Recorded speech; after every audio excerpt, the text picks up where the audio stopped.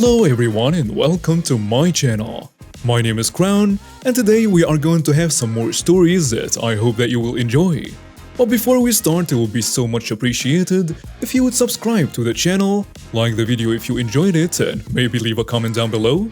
These simple clicks would mean a lot to the future of this channel and really reward the effort that I put in every day. And now, without further ado, let's go! First story. Well, you were warned not to park there. This story happened about 15 years ago, give or take. At the time, I worked for a small industrial railroad in my city that served about 20 different industries along the docks. To get to the docks from the yard where I would pick up the inbound deliveries to the industry's cars, we had a mile of street trackage that ran right down the middle of a small street. Numerous bars lined the street on one side, with a river on the other side. Because of city regulations, we were only allowed to operate along that span of track between specific hours, typically 11 at night to about 5 in the morning. However, since the bars were open at that time, it also meant that we had to trundle along at a crawl, usually walking pace or just about that, and keep the locomotive on the front end of the movement. Every night I went down that street, there would be typically 2 or 3 people who had parked too close to the tracks, prompting me to have to get people to move their cars. It wasn't a major problem, just an annoyance. Except for one guy. It seemed that every single night I would have to stop about halfway down because this guy would always park his truck at an angle in the street, as opposed to parallel parking. There was some angle parking spaces, but they were further down where there weren't trails in the road. Every single night I'd have to head into the bar this guy owned and bug the guy to get him to move the truck. Most of the time, it would take him a good 30 minutes to an hour to drag himself out and move the damn thing. This meant, of course, I was losing time that I needed to get my job done. After months of this, I finally decided that I had enough. So I decided to have the guy towed. Yep, that didn't work out as well as I hoped. Turned out the guy also had some job with the city, or the mayor's office, or some friend in either, so no one would dare come out and tow his truck. I think I waited there a good hour before he eventually came out and moved it, even having the gall to flip me the bird as he left. At that point, I decided that not only was I totally done with this guy, but if the chance arose, I was going to teach him a lesson he wouldn't soon forget. Nothing physical per se, just a hard-learned lesson. Couple days later, I found myself heading down the track with half a dozen heavy cars with machinery bound for the docks. As I rounded the curve and neared the place where that guy always parked, I gently applied the independent brakes on the locomotive. This would slow the heavy train but wasn't enough to stop it outright, at least not quickly. I waited until the very last minute, laying on the horn and applying the full brakes, bringing everything to a screeching halt in the middle of the street. As I felt the brakes begin to hold, there was this loud thunk and screeching and tearing of metal as the train simply punted the truck out of the way, tearing the bit clean off it in the process. This did not go unnoticed, as a crowd had started to gather out front of the bar where they heard the train coming. I stayed in the cab, calling back to dispatch and informed them that I'd struck a parked car and they needed to get the police and the tow truck out to my location. All the while I could hear this guy screaming. Heard him over the sound of the locomotive no less. He was screaming at the top of his lungs about how he was going to have me thrown in jail, sue the company and all manner of things. Locking the doors, I opted to just wait in the cab for the boys in blue to arrive. Eventually, they pop around and start taking statements. I explained the problem, noting that I could have, but it wouldn't have been a good idea, simply slam on the brakes due to the cargo I was carrying, and that the only reason I hit the truck was because it was improperly parked.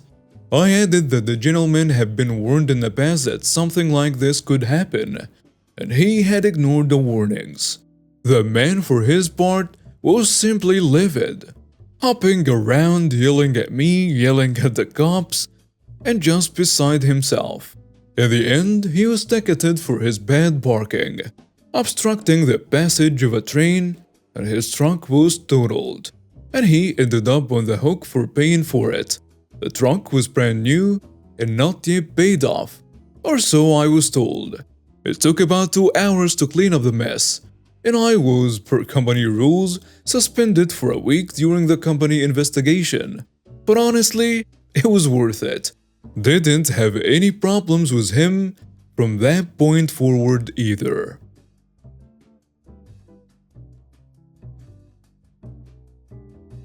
Next story.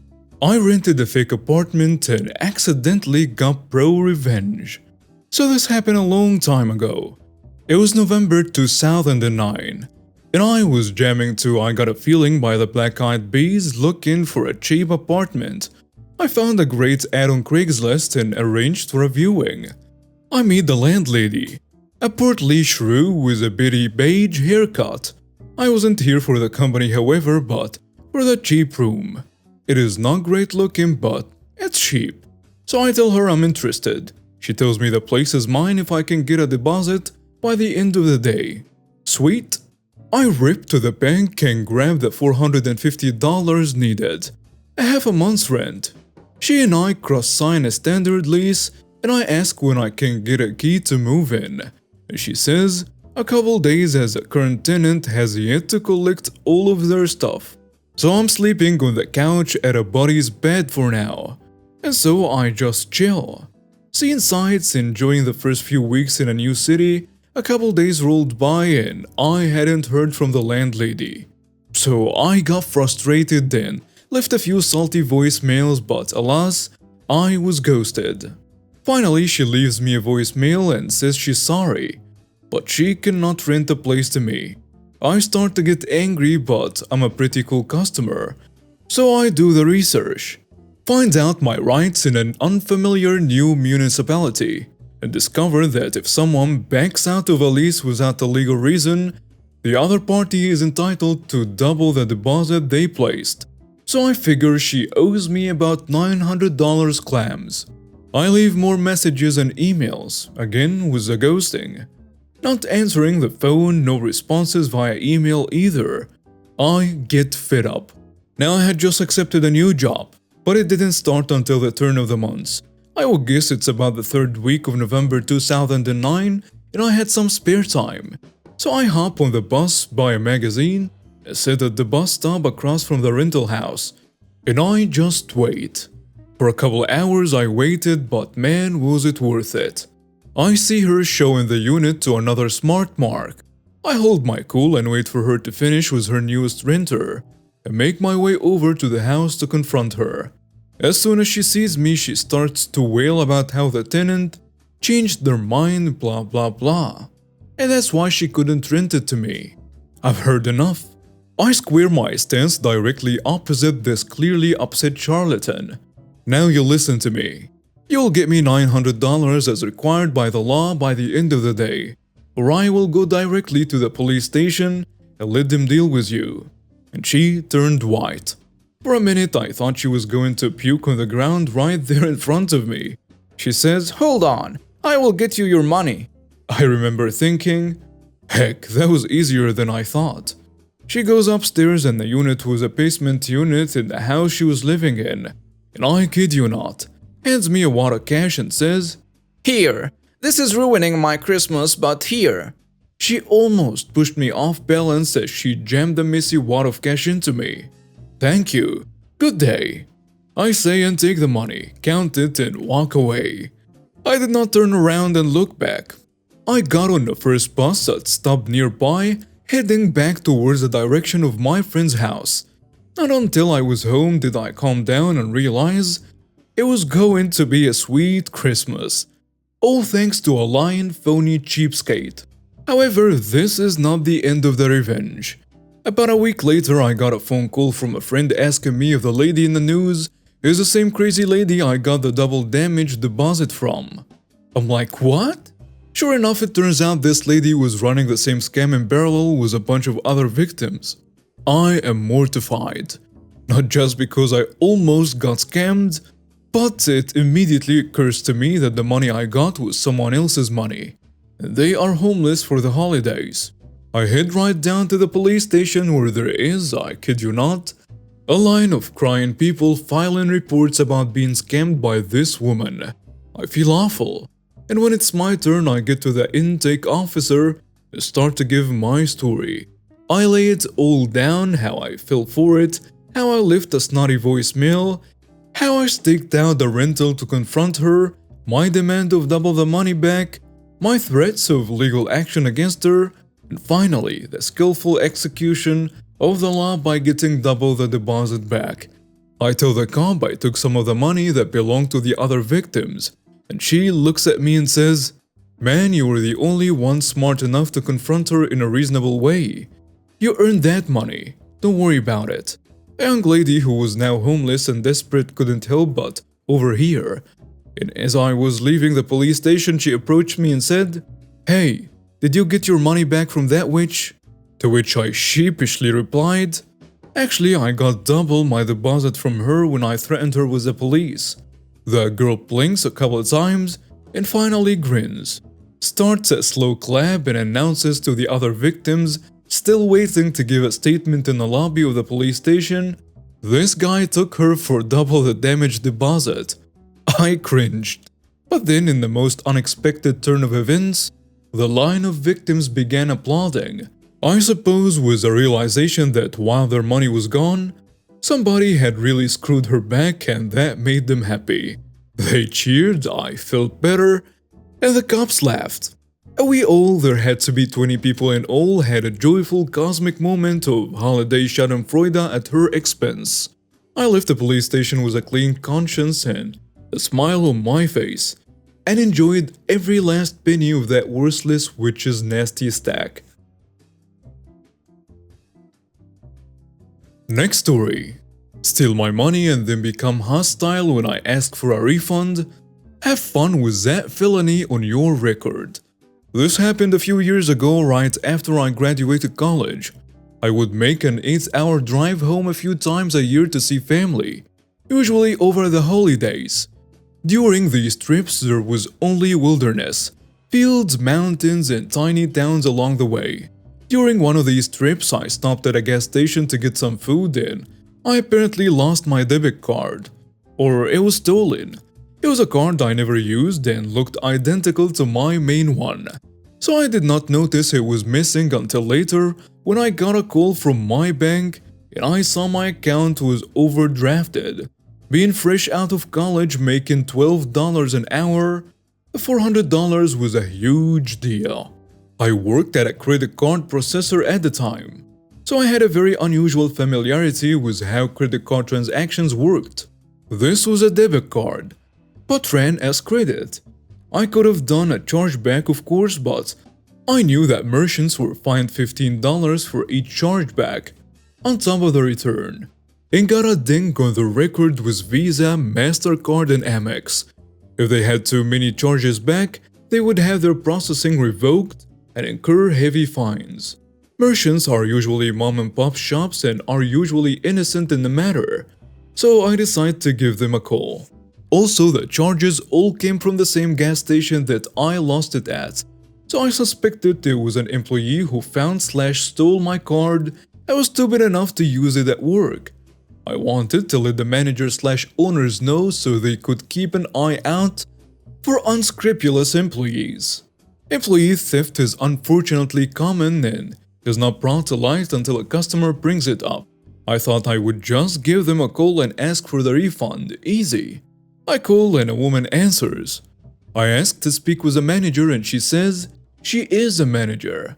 I explained that I had lost my card at that location and someone had later used my card there.